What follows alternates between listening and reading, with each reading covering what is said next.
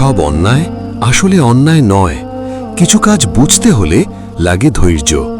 আল্লাহর হুকুমে নবী মুসা আলাইহিসসালাম গেলেন বিশেষ জ্ঞানপ্রাপ্ত খিজির আলাইহিসসালামের সাথে। নদীর মাঝখানে দরিদ্র মানুষের নৌকায় হঠাৎ খিজির আলাইহিসসালাম নৌকায় ছিদ্র করলেন। মুসা আলাইহিসসালাম রেগে বললেন, এই গরিবদের ডুবিয়ে দিতে চান নাকি?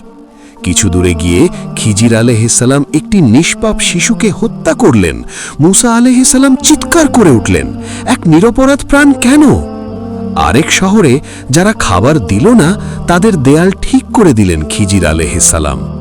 খিজির আলাইহিসসালাম বললেন, আমি যা করেছি সবই আল্লাহর হিকমা। তুমি যা ক্ষতি ভাবছ হয়তো সেটাই আল্লাহর রহমত। সব অন্যায় আসলে অন্যায় নয়। কিছু সত্য বুঝতে হলে চোখ নয়, ধৈর্য লাগে। নদীর মাঝে নৌকায় ছিদ্র, নিষ্পাপ শিশুর মৃত্যু আর অভদ্র শহরের জন্য দেয়াল।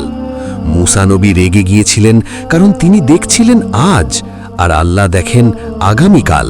মনে রেখো, আল্লাহ যা করেন শেষ পর্যন্ত সেটাই কল্যাণ।